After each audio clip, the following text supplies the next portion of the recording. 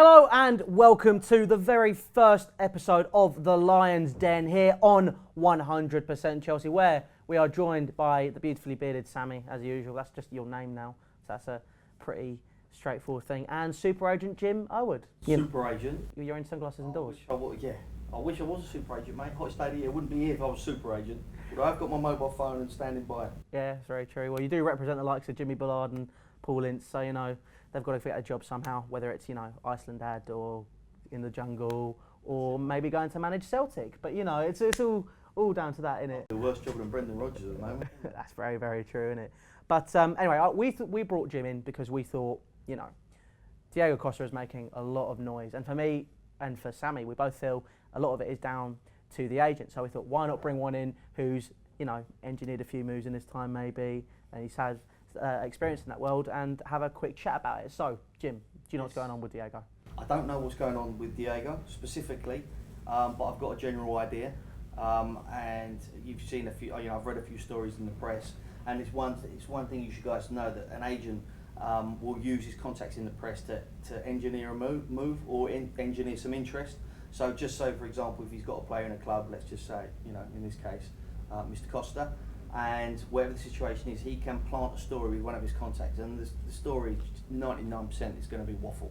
It's going to be completely fabricated from the agent's head, and that will be designed with a view to generate an action.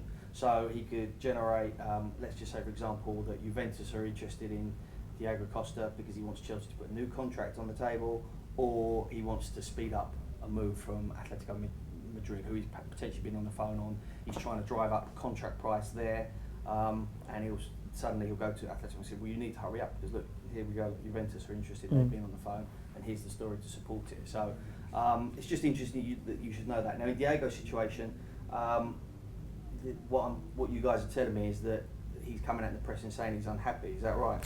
Yeah, he's fluctuating, he's changing his mind, he's saying he's happy or he's saying he's unhappy. So a few days ago he was saying he was unhappy, but then a couple of days ago he came out and said, oh no, I'm actually really happy with the way Antonio Conte trains me, I like the new system. So he's constantly fluctuating, and it's been like that for a few months now. Well, that probably means behind the scenes there's a lot of variables in play in these kind of situations, and depending on what's happened might depend on what you're hearing from Diego Costa. So for example, if it looks as if the move's not going to happen at Atletico Madrid or whoever, then as an agent I would instruct Diego to, look, you want to make your peace with the fans, so you want to say something, you know, good and, you know, that engenders the fans' belief that you still love their club. So that would be, love working here, love working with Conte. And then as he's made that statement, you never know, the agent might be getting a phone call from Atletico, like, oh, hang about, we are interested. And then the agent's gone, oh, balls, now we're in a situation, we've just come out, so we're interested, so actually we're going to need you, Diego, to create a few waves now and make out you're not happy, because the chances are, and I don't know his contract situation, but if he's got more than 18 months, 24 months to go, or 2 years to go, then he's going to have to kind of rock the boat a little bit to plant in the new manager's head that he's not happy there, because the new manager isn't going to want unhappy. New manager's not going to want an unhappy player playing for him, so he'd rather ship him out. So it might be a case of the agent is telling Diego, look, rock the boat a little bit, you know, make sure the new manager knows you're not happy and looking for a new club, and then it kind of just greases the wheels a little bit for his exit out of the club. Do you think it's possible that he is happy, he's just trying to get attention, or like you said, trying to get a new contract? Yeah, it could be a new contract. Again, I don't know his current contract situation. It strikes me very much Diego's one of these guys likes to be the main man. They brought in, you guys have brought in another signing up top who I don't know too much about, who's got a lot of pace. So you know, maybe he's been brought in on a juicier contract, and he's found that out, and because players would talk around in the training ground a lot of the time, that's waffle as well, but he might have just heard something that he's on more money with him, and then suddenly, you know, he'll get on the phone, Diego will get on the phone to his agent, and his agent will say, okay, well, you know, let's make it, you know, he'll create, and he'll instruct Diego to do something to gain, so he can go in and create that new contract with Chelsea and get new improved terms. So that's another common practice that might be at play here. It seems to be there could be one of a few scenarios. I'm not 100% sure which it is without familiarising myself more often, but you read between the lines, you can invariably see what the agent will be pulling the strings, but you should know that the player will be playing along with it. You know, so the agent will say, if this is what we want, this is what you need to do. So Diego might be coming out saying he's really happy with the fans and all this, but dig down after that press conference or after he's made that statement, he could be on the phone to his agent saying, right, what's happening? We're going to Atletico, we're going to Juventus, what's happening? But sometimes he's going to have to play the company line, because at the end of the day, players don't really want to upset the fans, and they want to try and keep them on side as much as possible. Yeah. So in terms of the agent's role, sort of for players, so obviously some people you might not know what an agent does at football clubs or what for players. So in terms of just the general role of an agent, what does it entail? How does it work? The main job is to secure your player a long-term contract at a club. So that can involve a lot of things. You can involve speaking to a lot of clubs. It depends on the quality of the player, but we're talking, for Chelsea FC, so we assume we're talking about top quality players here. So the job of the agent is to get them the longest contract and the most amount of money, and put in clauses that if, for example, that situation I've just talked about, so I've put in a contract before with a player that he's the top earner, but if another player comes in and earns more than him, then he'll automatically trigger and be on the same. So he wants to make sure that his long-term financial future of his client is protected. That is the main job of a football agent. Okay, so you had a question earlier that you wanted to. How much do you think Diego Costa would impact Chelsea if he left?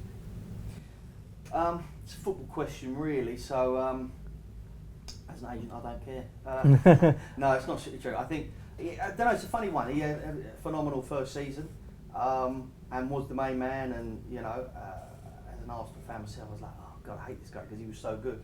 But then last season, kind of, it just didn't work for him. Just everything he touched kind of went to pieces, and there was rumours of a fallout. It just hasn't worked.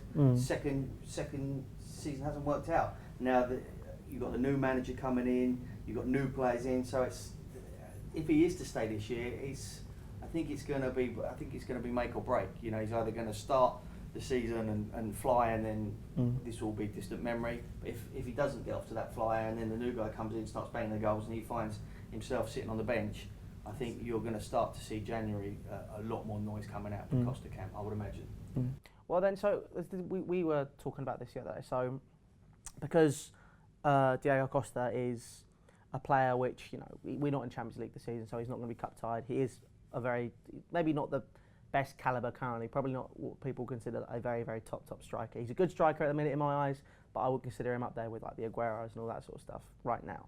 Where you put him up there with Aguero? I wouldn't put him up there with Aguero. Oh, sorry. But with what? He should be though. He should be, yeah. But in terms of, because he's not cup tied. If I don't know if this has ever been a situation with you. So you had a player which is a good calibre, which could potentially move to another club because that club hasn't been doing very well, and he makes noises, and in January he decides he wants to go. Yeah. How would that work? So sort of, I've probably articulated that terribly. So yeah. So the player, because he's not cup tied, the club can drive a price up in January, because the January transfer is a very. He's more attractive to a club because he's not cup tied. 100%. I think the problem is he brings a little bit of baggage. Yeah. He's not a player I think you can hang your hat on, rely that he's going to get through 90 minutes. And at the moment, he's not a player you can hang your hat on and say that he's going to come in and bang goals for you, based on last year's form. And if that form carries on, then obviously that's going to be the main factor in determining his price.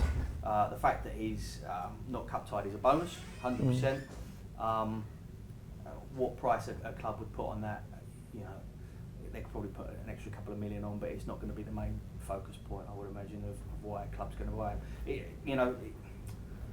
Although saying that, having said that, for example, Arsenal, and I can't imagine him going to Arsenal, but in terms of January, if they're short and they're struggling for a striker, then you would see someone like that, because he is a quality striker on his day, and if he's free to play Champions League, then Chelsea might put an extra 5 million on it, and a club would probably willingly pay that.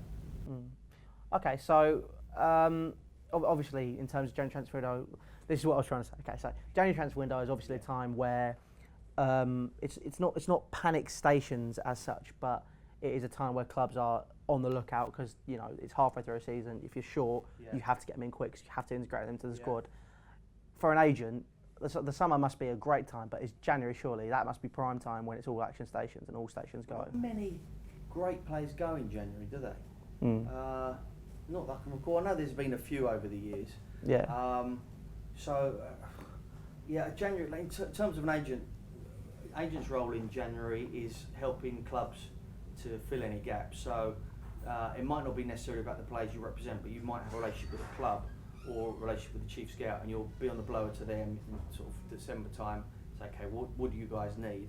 And then they might say, okay, we need a centre half. Again, who's not cup tied or whatever. And then your job as an agent is to go and find out that player if you don't represent him. Like the super agents invariably, will have big players that they can call upon. But really, the January transfer window is for where the majority of agents will be scouting around and they'll be utilising their contacts to plug gaps for teams. So again, if a team needs a specific player, as an agent, I'm speaking to sort of other representative, other agents from different countries, and seeing what you've got. Actually, my John Carew deal, and I think that was a January deal. The swap deal, the infamous swap deal. The infamous swap deal, John Carew, and was it Milan Baros? Yeah, don't like to talk about it. Is it a bit like going to Vietnam? Like one of those you just don't want to Although talk about Cal, it? apparently, I said that these swap deals never happen. Cal actually found one yesterday, but I think it was like a championship player. But they are very rare, and they hurt the agent financially. Oh yeah, of course, though, because you guys take a slice, don't you?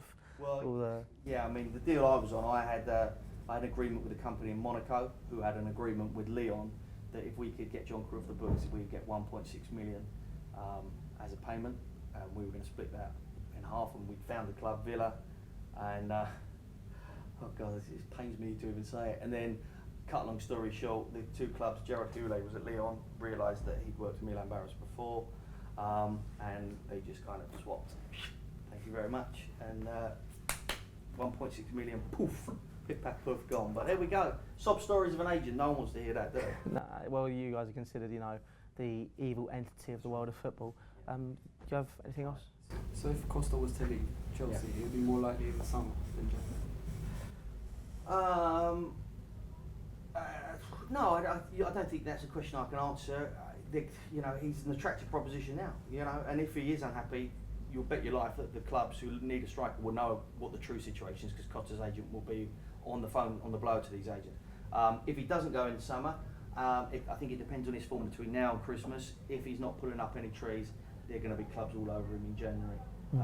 If he does well, obviously Chelsea will lock him down, and they'll be, say this will be a distant memory. Okay then, so that has been Jim Irwood's view, the super agent. He's wearing sunglasses indoors. I'm going to stand by it, he's a super agent. If you wear sunglasses indoors, you're a super agent. I say it again. But, that has been Jim's view on Diego Costa and what he thinks is happening.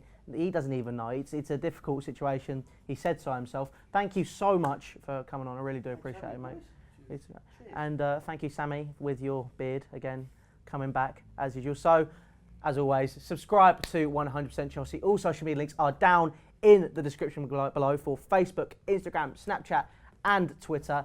If you drop a like on the video, please, thank you so much. That'd be fantastic. And if you drop a dislike, please let us know why so we can improve. But that has been it today for the first episode of The Lions Den. We will see you guys in the future very soon. Take care.